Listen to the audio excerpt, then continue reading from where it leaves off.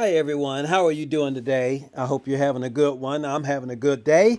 It's beautiful outside, and Aptera is continuing to press the envelope as far as their vehicle is concerned. So we're going to talk about that. So let's get into it.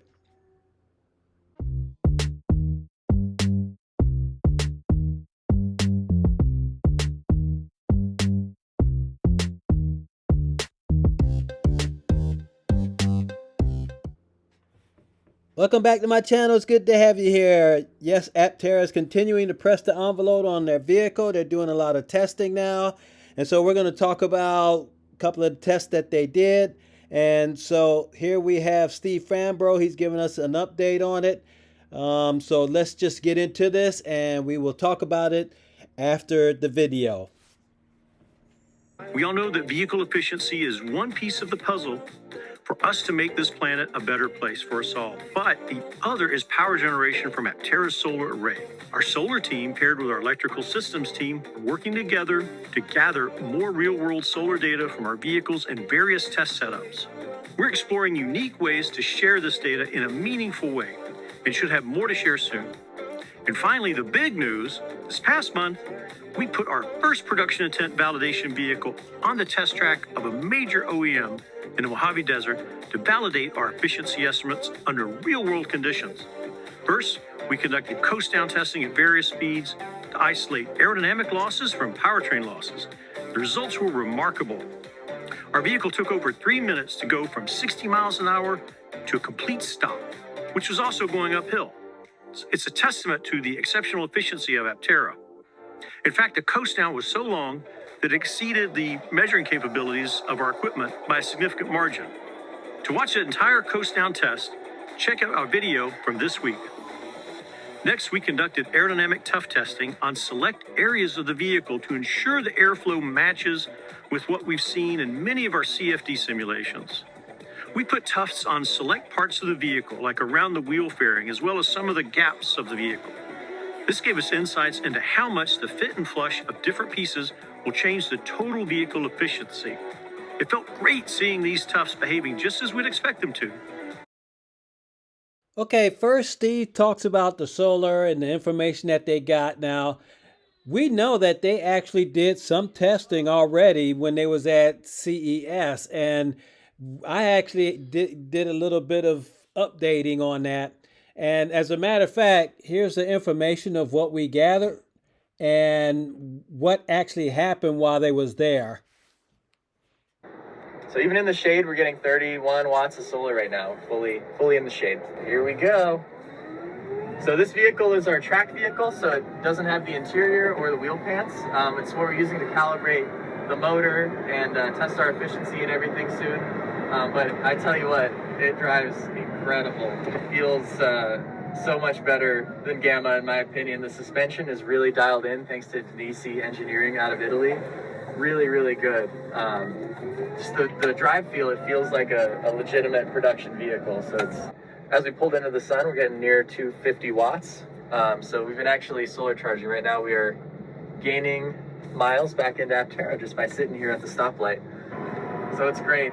We've been doing, test rides all day. Do we start the day with what, 80%? Mm-hmm. So we're at 78% right now. So, thanks to some of the solar charging and everything else, we're barely losing charge throughout the day, which is fantastic.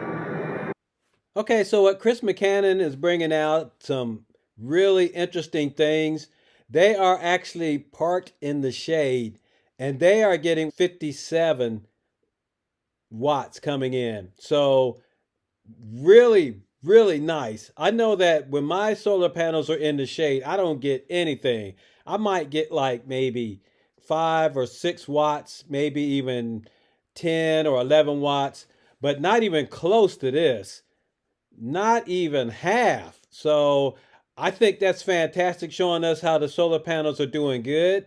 And when they got into the sun, let me click to this next picture. So when they did get in the sun, you can see they're getting 260 watts from the sun and solar panels. So really awesome. These panels are working great. Oh man, I can't wait to get my Aptera. This is going to be fantastic. So there you can see when they were at CES, the solar panels were working really good as far as I'm concerned. And of course, this was like in the middle of winter, and they were still getting some pretty decent readings.